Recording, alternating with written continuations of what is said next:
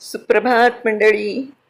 मी निलिमा पटवर्धन आणि आज एक छानशी गोष्ट वाचून दाखवते. क्रेडिट विक्रम इंगळे यांना द्यायचं आहे. या बाबतीतलं गोष्टीचं नाव आहे लेख. तो सकाळी ऑफिसला जायला तयार झाला. मनात विचार आला की ऑफिस बॅग तयार करायला पाहिजे, काही विसरायला नको. तो त्याच्या बेडरूममध्ये गेला तर ऑफिस बॅग तिथे नव्हती.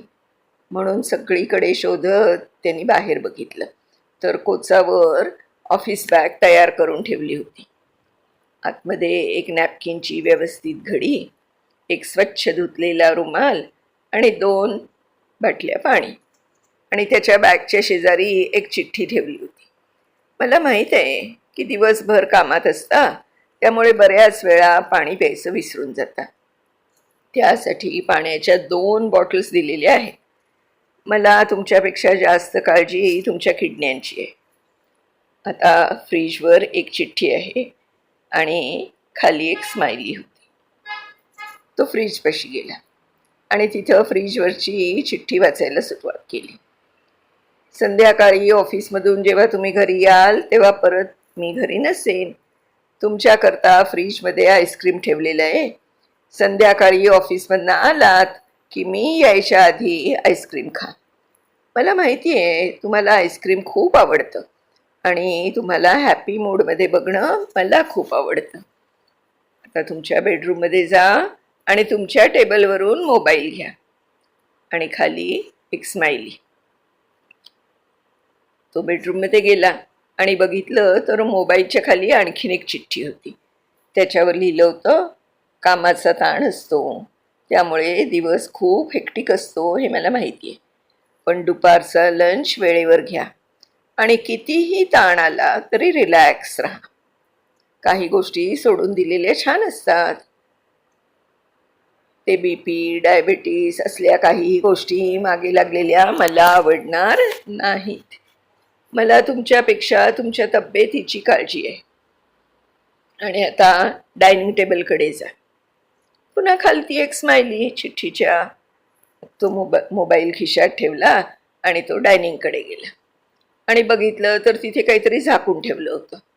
ते झाकण त्यानं काढून बघितलं तर आतमध्ये मोठा ट्रे होता. त्याच्यावर ब्रेडचे 3 स्लाईस भाजून ठेवले होते. शेजारी एक छोटा कॅसरल होता.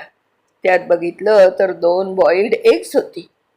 ट्रेमध्ये एक छोटी डिश होती जिच्यामध्ये स्ट्रॉबेरी आणि अर्ध सफरचंद कापून त्याच्या बारीक फोडी करून व्यवस्थित ठेवलं होतं. आणि या ट्रेच्या शेजारी एक थर्मास होता. तो उघडून बघितला तर आतमध्ये गरम कॉफी होती. त्याच थर्मासच्या खाली एक चिठ्ठी होती. मी कितीही लंचबद्दल सांगितलं तरी मला माहिती आहे की लंच नीट होणार नाही, त्यामुळे मी 2 एग्स, जातील तेवढे ब्रेडचे स्लाईस आणि फ्रूट्स मात्र सगळी खा. आणि मला माहिती आहे की ऑफिसला जाताना तुम्हाला कॉफी लागते, म्हणून कॉफीसुद्धा करून ठेवली आहे, ती पिऊन जा. मला तुमच्यापेक्षा तुमच्या पोटाची काळजी आहे. पुन्हा खालती एक स्माइली. तो हसला. त्याने सगळा ब्रेकफास्ट केला आणि शू रॅकमधून आपले शूज काढताना त्याला बुटांच्या खाली आणखीन एक चिठ्ठी सापडली, ज्याच्यात लिहिलं होतं, डिअर बाबा, मला कल्पना आहे की आई इथं नसल्याने तुमचे हाल होत असतील. तुमच्याकडे लक्ष देणारं कोणी नसेल असं तुम्हाला वाटत असेल, पण प्लीज डोंट वरी. ही तुमची कार्टी आहे ना. आज मला सकाळीच लेक्चर होतं म्हणून सगळी तयारी करून कॉलेजला गेले. आय होप की तुम्ही तुमचा दिवस छान घालवाल. लव यू. आणि खाली अनेक स्माइली. बूट घालताना त्याच्या चेहऱ्यावर हसू होतं आणि डोळ्यात अश्रू देखील. 18 वर्षाची आपली मुलगी एवढी जबाबदार झाली याचा अभिमान होता आणि थोडी खंतही वाटत होती.